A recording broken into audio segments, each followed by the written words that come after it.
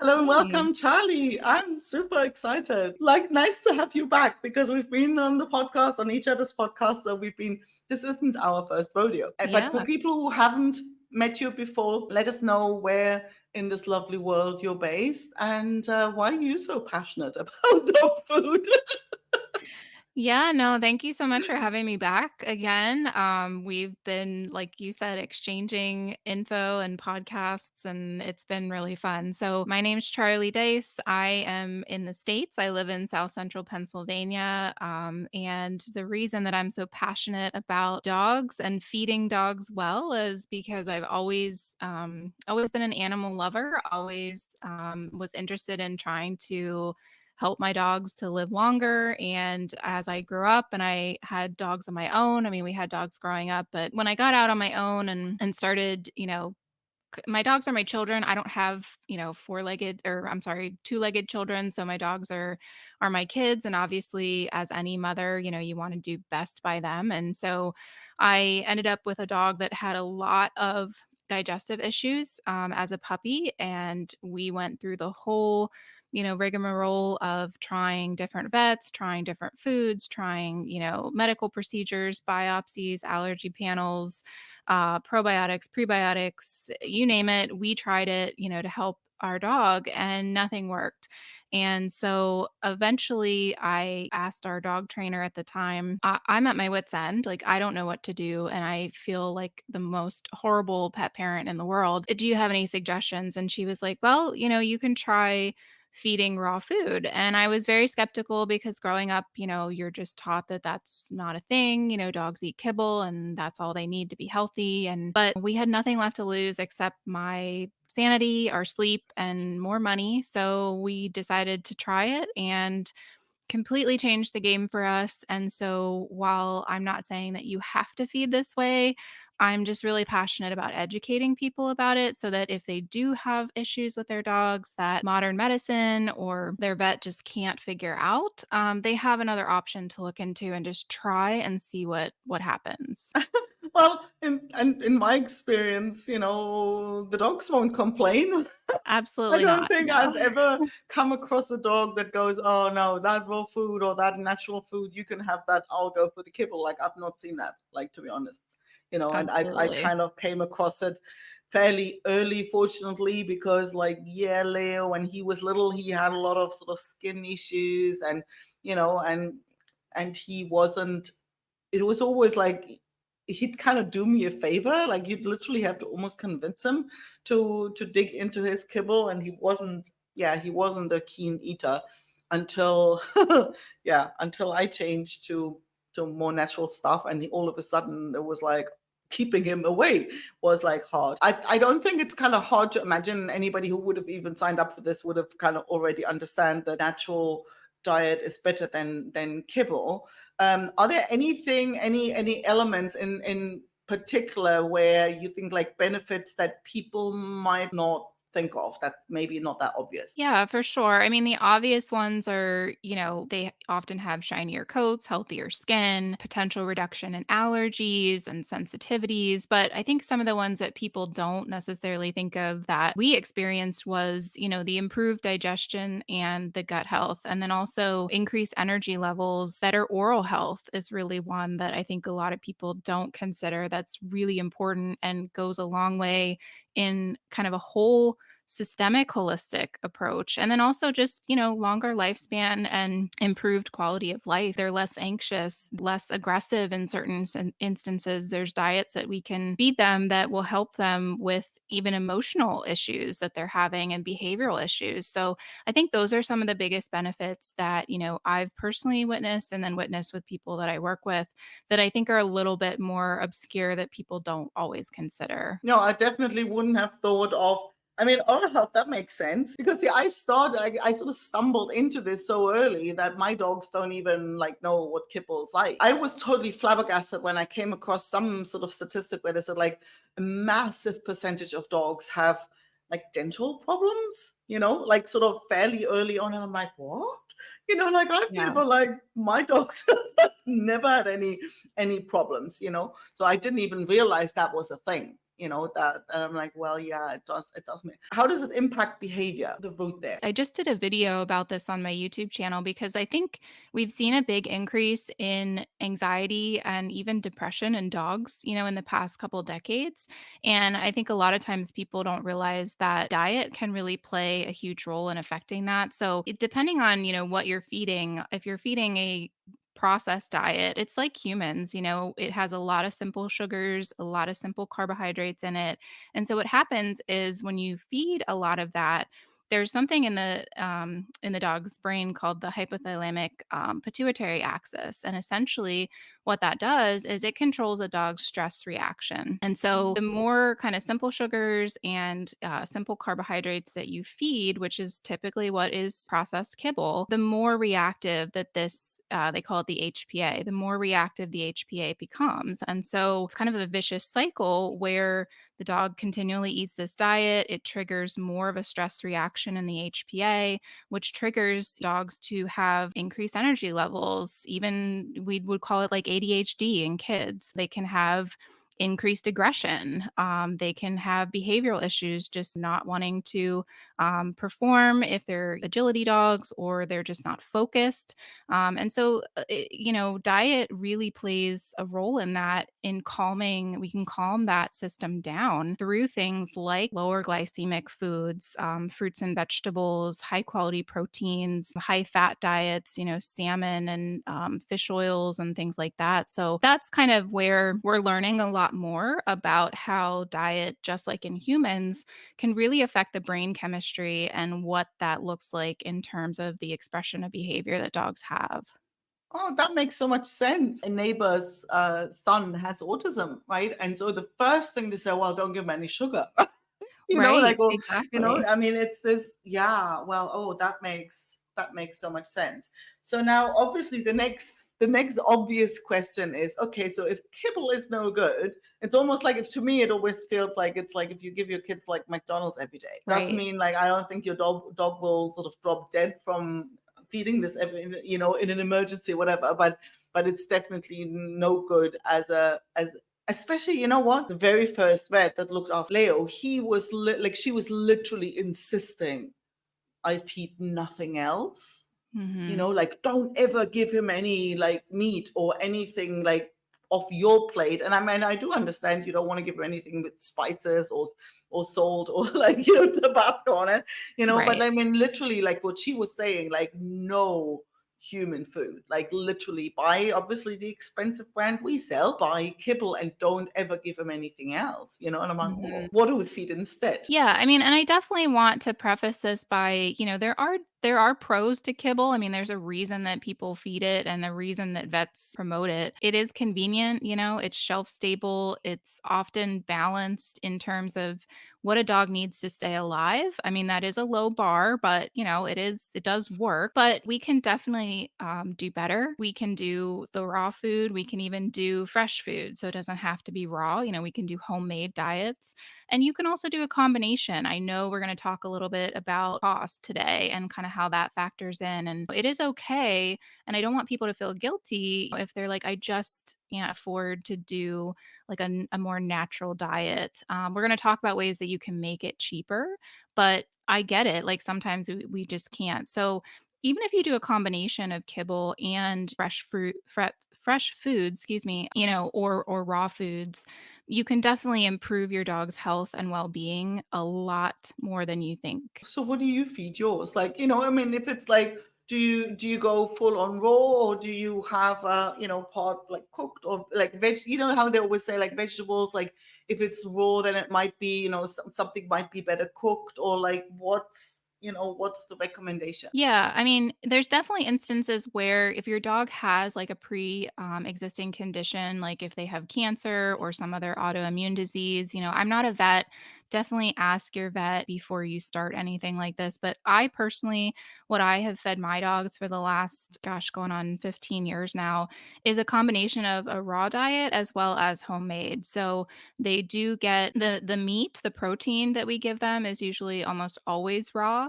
But then we do also add in like some homemade items. I've got some treats and supplements that I can share with you guys that we just make homemade.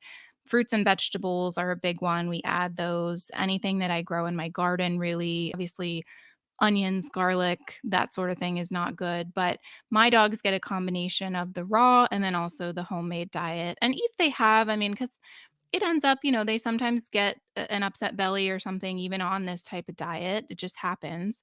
In that instance, I will cook them things. I'll cook them rice. I'll cook them just some ground beef, just to kind of settle that down. So it's really kind of a combination of all three of those is what my dogs have gotten for the last 15 years. And I think, what's your take on variety? Because I remember the vet was very much like, oh no, they must eat the same every day. And I'm like, oh, and mine get, I mean, they don't get like this massive, like every day something they've never eaten before, but there's definitely no monotony. Right, right. And I think that's the key. I mean, common sense tells us that like we don't like to eat the same thing every single day, so why would our dogs? And if you think of how dogs evolved, in the wild and stuff, they don't eat the same thing every day. They don't really often know what they're going to eat that day, right? So I'm definitely a proponent of variety, and that includes like even within the nutrient categories. So, like with protein, switch it up beef, fish, poultry, venison, exotic proteins like even ostrich and alligator and things like that. Like whatever is, available in your area that's high quality that your dog will eat, try it. And then also different fruits and vegetables, different carb sources, sweet potatoes, versus white potatoes. Just anything, I had a dog that he would eat any vegetable on the planet except green beans. Like he just did not like green beans. So I mean, they're just like people, we just don't, they have their preferences, but I definitely think that it's not a stretch to believe that like dogs like variety in their diet the same way that people do. Yeah, that actually, you know what? I never realized until I had more than one dog that how different their tastes are.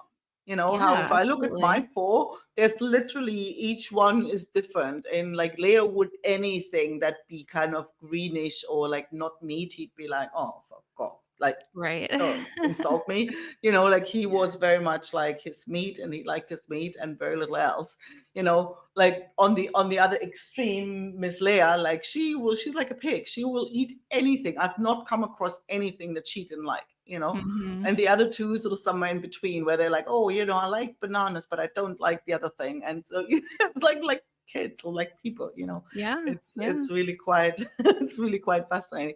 So what do you find is the best way to transition? I mean, you've said you went cold turkey, and I've kind of like done it too. But what's a recommended way of saying, okay, and does it matter how long a dog's been on kibble, or how if I say, hey, I want to do something different, what's the best way to get started? Yeah, it really doesn't matter how long your dog's been on kibble. In my experience, they will do fairly well with the transition. Now, in my case, with my very first Bernice, we did the 24-hour cold turkey thing because we just had tried literally everything. And so we wanted to know for sure, like, is this the thing that's going to make the difference? I wouldn't recommend that if your dog doesn't have any sort of health issues.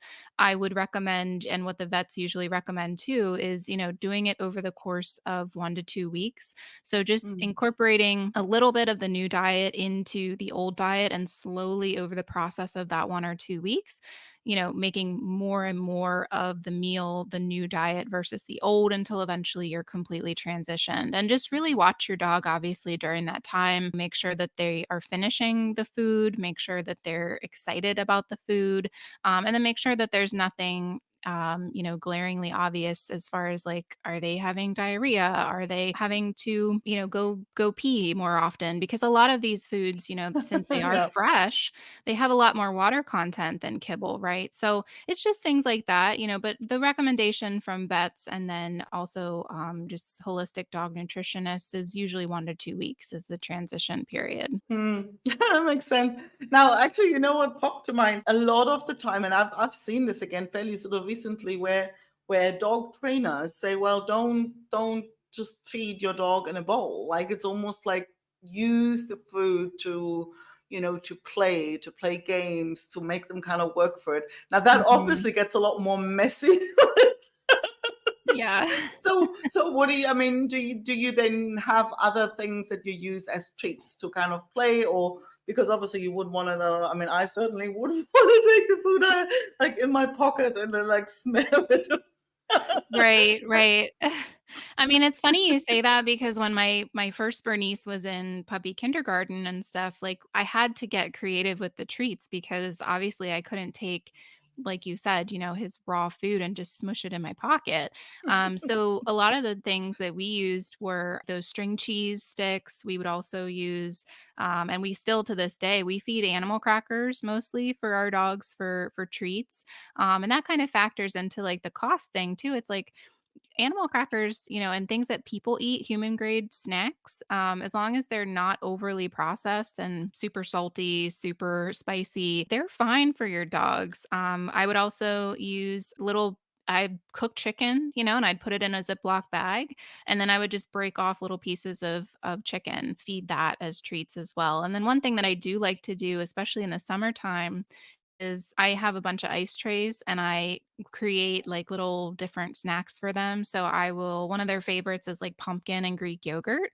You just mix it together in a bowl, put it in an ice tray, put it in the freezer, and then those are just like really good little frozen treats for them in the summertime, which is also super cheap too. Yeah, and actually it's funny, like mine love Greek yogurt. Yeah. Yeah, Oh, they yeah, gobble that up. Yeah, for sure. yeah. I mean, that's yeah, a little actually no, you've given me an idea. I might actually do as a little popsicle for them, Yeah, there's so many especially now recipes when it's really hot. online. Yeah, Mm, yeah. Yeah, you can make them yeah. fun little shapes, like, Amazon's got those creative little bone shape or paw shape things if you wanna do that and make it super cute. Mine just get the boring old ice cube trays, but yeah. Yeah, I guess they don't care, So, as long no. as it's but yeah, I mean, it's pretty hot here now. I saw like watermelon is very popular. Yes, yeah, you know. absolutely. So now let's have a look at, because I mean, see, my theory has always been, what I feed my dogs, like what I pay more buying good food, I save in vet costs. And I mean, if I look back at like my 20 something years with the dogs, that's been true. Mhm. So I've not had one dog with cancer or other sort of serious illnesses that need a lot of treatment over time. So it's definitely, I think the numbers have worked out in my favor for sure. But I also do know and do understand if you're in a situation where you think, well, that kind of like it's just not on the cards.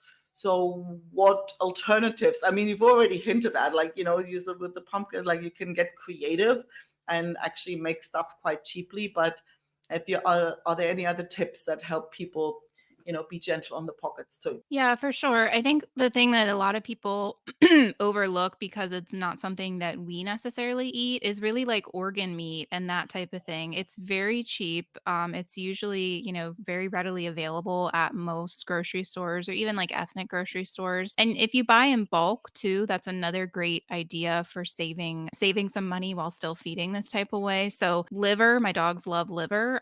You can get it for, I mean, and I'm in America here. I don't know what it is over there, but you can get it for like $1.50 a pound. Some different types of fish like sardines, even canned sardines. You do have to watch the salt content, make sure you're getting the no salt added ones, but you can get those for like $1.39 a can. So you can also use eggs. Eggs are a really great source of protein, and even the membrane, like you can pull the membrane out of the inside of the shell and add that. And that's a great source of joint support like glucosamine and chondroitin. You can add that in. It's super cheap. Eggs are still very reasonable. And then just your standard fruits and vegetables, broccoli, carrots. You can get a whole head of broccoli, store brand type for like $2, and that'll last my dogs at least like 2 to 3 days worth of food. So between the organ meats, between the, fruits and vegetables, between the like canned type fishes, as long as they're, like I said, organically sourced and no salt added, you can actually do a lot to add to your dog's health through diet that isn't going to break the bank. And I actually did a cost analysis in one of my YouTube videos, and I broke it down, and I can actually feed both of my Bernese Mountain Dogs for around $5 to $6 a day, whereas I compared it to the best-selling, well-known name brand dog food on Chewy at the time, and that was costing to feed the recommended amount to my dogs based on their weight, that would cost me almost $13 a day. It was like $12.87. So between that and the vet bills that I was paying for all the different expensive prescription foods, being at the vet almost every week for dewormings and stool samples and allergy panels, like really on paper, the math doesn't lie. And you can very much feed this on a budget while still, saving over the long term. I mean, well, I think sort of here in Spain where I am, I think Kibble does work out a lot cheaper than that, but like that makes it even an even stronger case. It actually reminds me of like the organ food. That's so true. It reminds me, my grandma used to go to the butchers, and Mhm. ask for, and they always say like they basically sold it as dog food. It was just like my grandpa really liked it. It was actually for my grandpa. Yeah, And yeah. the butcher always like put it like, yeah, here, you've got the liver for the dog. Absolutely, and I know people are kind of it's something, so we feed a lot of raw meaty bones, and we get them from our butcher actually for free, because a lot of times butchers, at least here in the US, they have to pay to have somebody come and take them away and to process and get rid of them. So, they're more than happy to put them in a bag and give them to you so that they don't have to pay anything for it. And like I said, we feed those all the time and we get them completely for free. So that's another option that you can look at to try, to save money. Yeah, that's so true. I mean, yeah, like we have local butchers here who would definitely, yeah, that's totally a thing. And there's Mhm. also a store they sell like frozen stuff, and Yeah. they really what you were saying like before, where they would have, like chicken, but it'd be in bulk and it'd be frozen, so the Yes. price per kilo goes down dramatically, so it'd be Yeah. like, yeah, every now and then. Actually, I do have like I bought a little freezer because I get the stuff that I feed mine, I get that delivered and it comes frozen. And so it's this little company. They kind of it's homemade, but they deliver it frozen, and so it comes to the door, which is really convenient. Yes. So if somebody, and I don't know, at least over here, I've really noticed over the last, I don't know, few years, let's say, that the choices of foods that claim or are, like stuff you can buy, but that says like it's natural and it isn't processed and whatever. What are your recommendations? Like, what does somebody, want to look out for? Because if I've learned one thing, is like, don't look at the pretty picture in the front, turn around and read the labels, right? And just like there, what. But I mean, what would you recommend if somebody says, oh, I do want the convenience, I don't want to kind of mess around with like bloody Mhm. liver thingy. I kind of do want convenience of something that I can buy. Or even if I'm going away and I don't need, that's another, actually, I want to ask about dry, like, this dry frozen. So, like other things where the convenience and the quality, overlap. So what do people need to watch out for on that front? Yeah, for sure. And I mean, this is just very high level. I'm more than happy to kind of like get into I have a animal nutrition degree, so I can get into the weeds on this, but I'm going to try to keep it very high level here. If you're just set on kibble for any reason, really, I mean that it's your business. You definitely want to, like you said, do not look at the pretty pictures. That's all marketing, and they pay billions of dollars for that every year. So turn the bag over, look at the label, make sure that you're looking for the primary ingredient should be high quality lean muscle meat. So make sure that it doesn't say something like chicken meal or beef meal Byproducts. Here it says usually byproducts. byproducts. Right, Yeah. that is not the same thing as just straight chicken or beef. Make sure it doesn't have an excessive fat content. Make sure that there are some organ meats included in it if possible. Make sure that the carbohydrate source is not something that is very high in sugar. So, like white potatoes or white rice, make sure you're looking for things like sweet potatoes or brown rice. I would try to choose a food that has maybe some sort of different type of protein in it than chicken. A lot of dogs now are getting allergic to chicken or chicken byproducts. So try salmon, try duck, try something exotic that your dog might be into, and then also make sure that the companies that you're buying from make sure that they're being transparent. So go online and look to see if they disclose the sources of their ingredients. And if they don't, that's obviously a big red flag, and look to see if they've been a part of any sort of recalls, or there's been a lot of, like, I know in the States, like a lot of salmonella poisoning in certain commercial kibbles lately. And so do your research on that too, to make sure that you're sticking to a brand that is kind of staying out of that. I've personally found that some of the best brands are actually not even brand names. Like if you go to your local wholesaler, like we have Costco and we have BJ's here in the States. Their dog foods are actually, in terms of kibble, they're a lot more limited ingredient. They have a lot less fillers and byproducts, and they have a lot more high quality muscle meats that are included than even some of your like brand name prescription diets, or ones that you would expect to see on the shelf, and that are very popular. That's interesting. Oh yeah, that's and I think it feels to me like the bigger the brand, the dodgier this gets. It's almost like where it's more like, yeah, we want to sort of squeeze out as much as possible where your little local store. And I know people, like actually people even I've had on the podcast, who kind of have homemade stuff and who make homemade treats. And when I'm thinking, well, I trust you over a bigger brand anytime. Absolutely. Yeah. What's your take on the sort of dry? There's a I don't know whether it's international, but I've seen them advertised. What it was called now? Boy, it was yellow.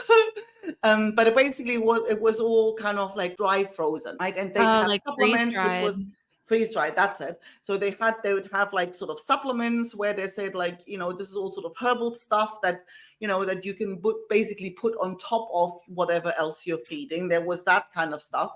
But then they also had full on food where you then just put water on it and be like this mushy. But and I'm like, oh, the convenience of that is appealing, especially when Mhm. I'm not in my kitchen.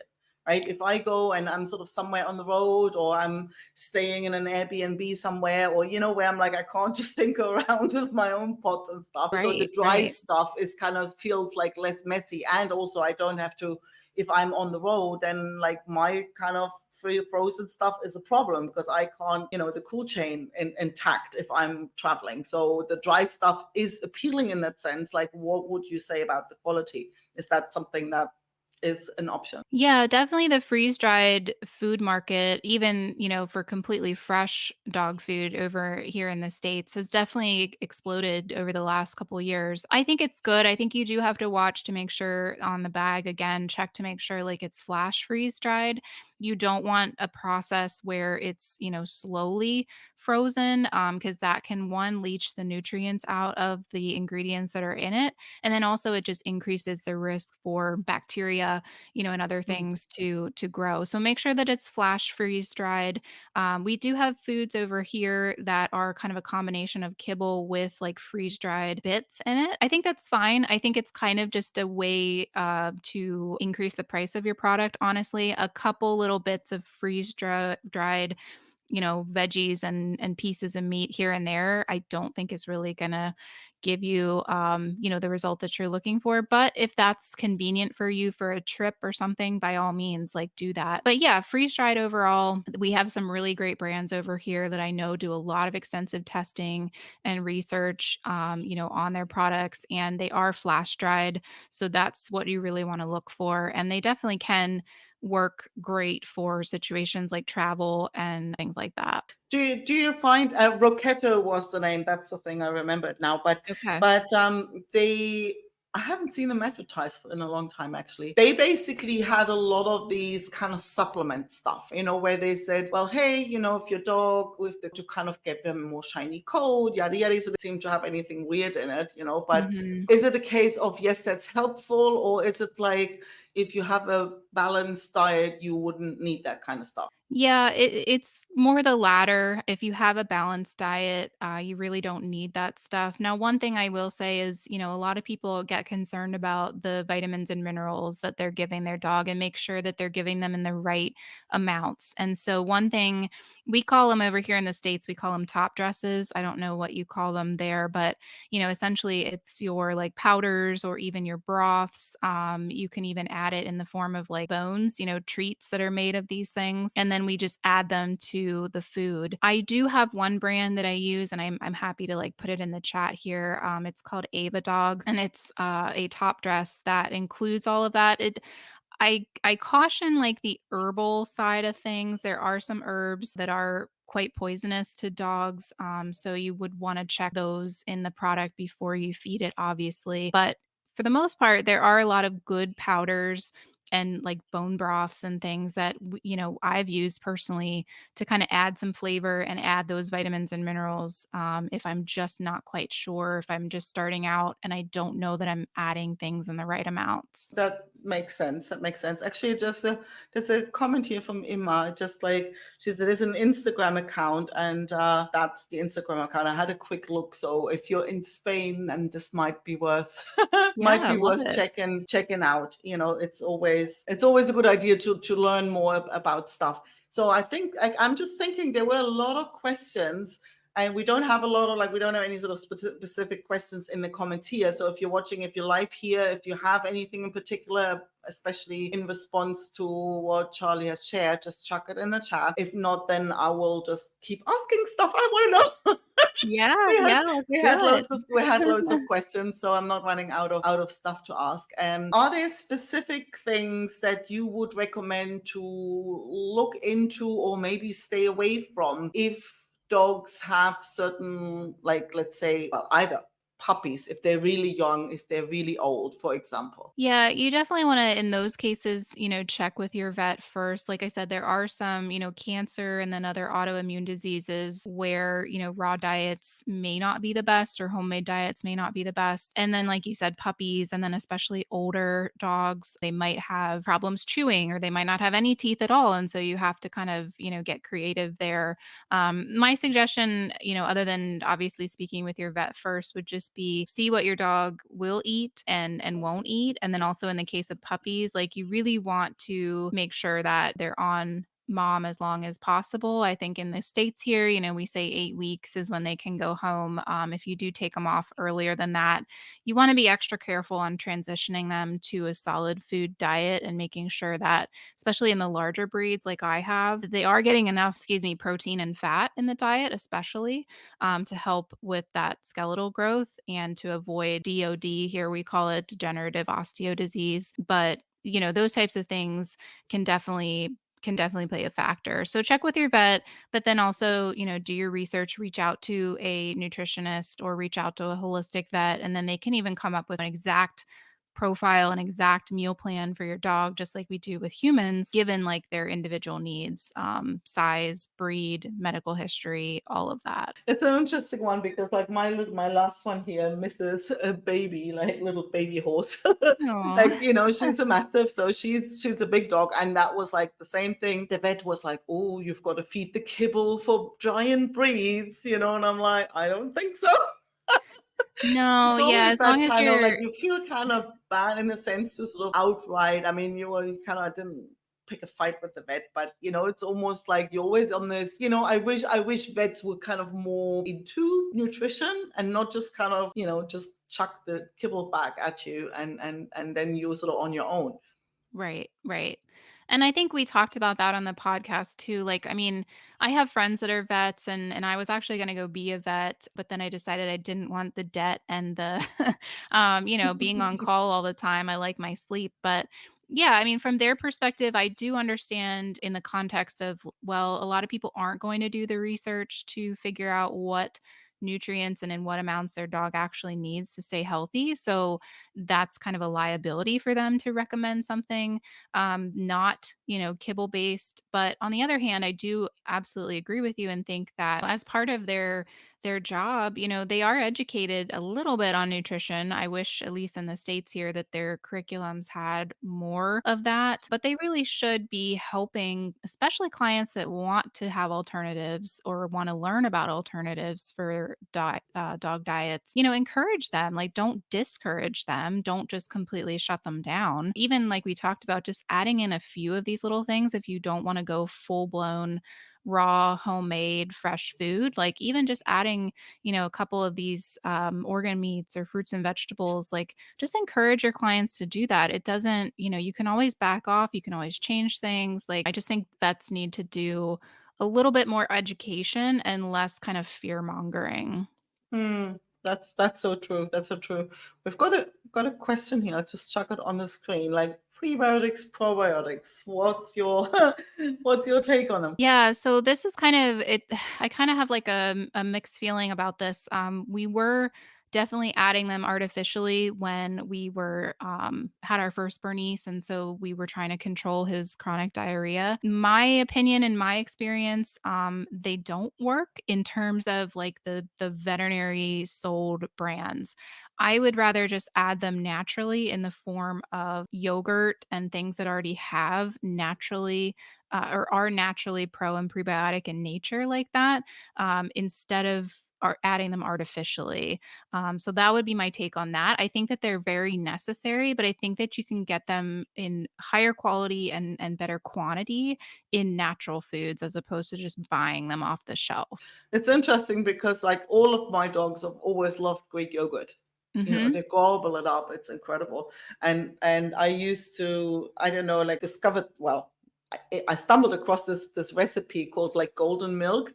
You know, for people, like it's an Ayurvedic kind of recipe, and it's basically turmeric with, well, whatever milk you want kind of thing. And it's so effective for humans.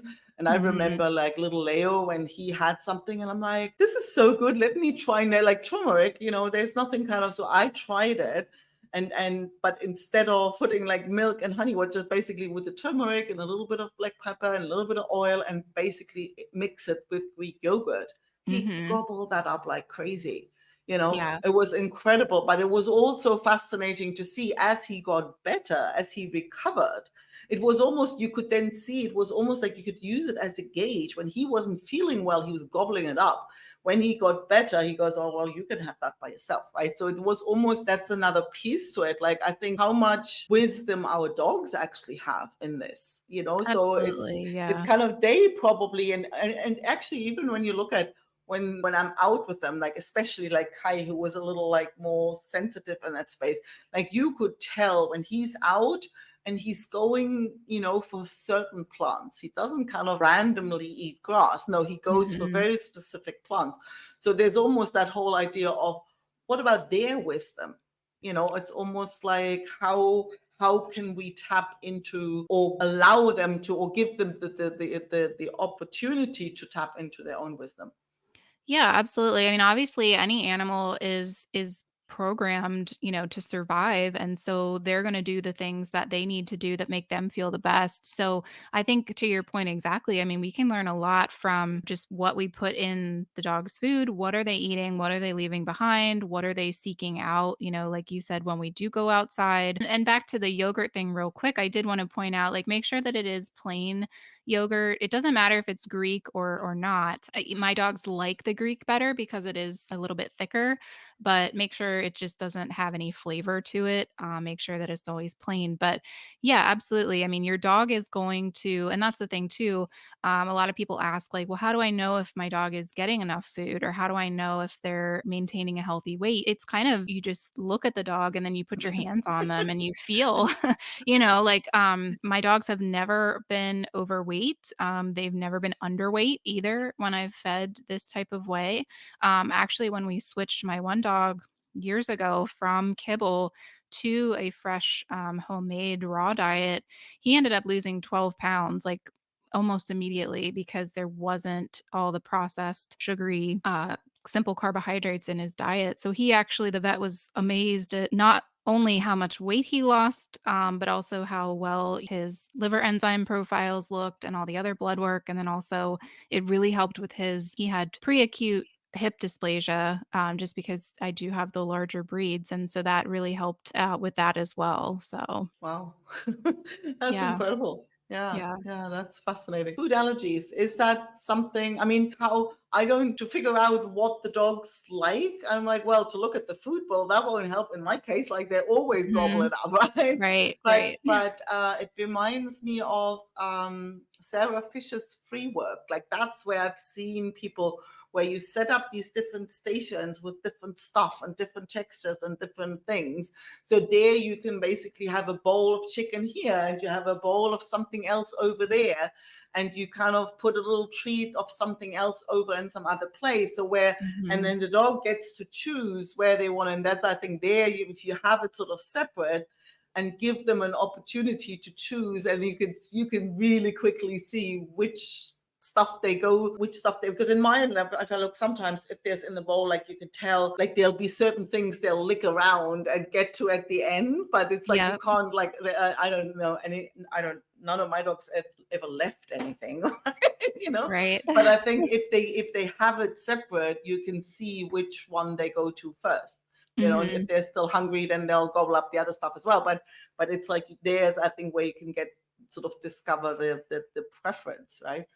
Oh, yeah, absolutely. I mean, I'm not saying that, like, even if you feed your dog this way that they're gonna love everything that you put in the bowl. I mean, obviously, like I said, my one burner just absolutely hated green beans, would not eat them. And then I've had another dog that would not eat chicken at all. Like I would put it in the bowl and he would be like, I'm not eating this. So different proteins, like I said, change stuff up, see what they like. In terms of the allergies, that is one thing where you will, in my experience and the people that I work with, you will see a significant improvement if you change their diet to more of a holistic, natural type of feeding. We have so many dogs now that are allergic to so many different things. And most of it is, as a result of the byproducts and the fillers that they put into commercial kibble. And there's so many additives that you just can't possibly pinpoint exactly what it is until you kind of do this elimination diet, right? So until you just take all of that away and just add stuff back in and see what triggers. But I know I'm in a couple Facebook groups where it's specifically just for Bernese owners that have dogs that are allergic to chicken and chicken byproducts.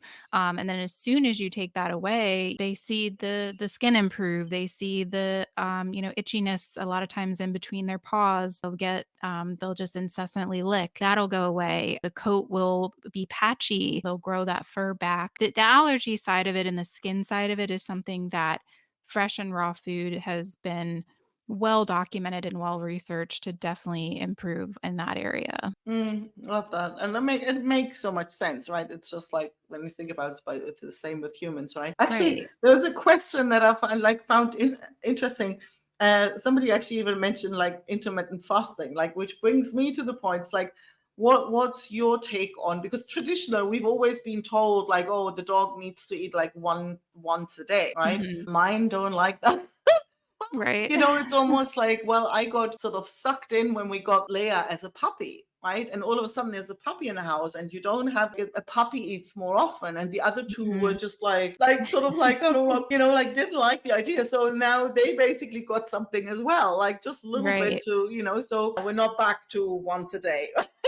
So what's Right. your take on, like, is that something that is, better for the dog, or is it better to feed more often, or Yeah, so the research tells us, like, from a nutritional standpoint, it is better to have more smaller meals throughout the day. Now, a lot of people, at least here in the States, if they work, they really typically only feed twice a day, just because of that work schedule. But if you do work from home or something like that, or are able to do a third meal in the middle of the day, it is recommended just to keep that digestive system active, to also keep the gut bacteria active. It just makes for a cleaner, more active digestive system. So, if you can feed 3 times a day, littler meals, that is ideal, but I mean, even myself, we aren't able to do that, so we do the twice a day. You can do intermittent fasting. Sometimes we do that with our dogs, especially if they just have an upset belly any given day. We will skip a meal for them, maybe even 2 meals to kind of let the gut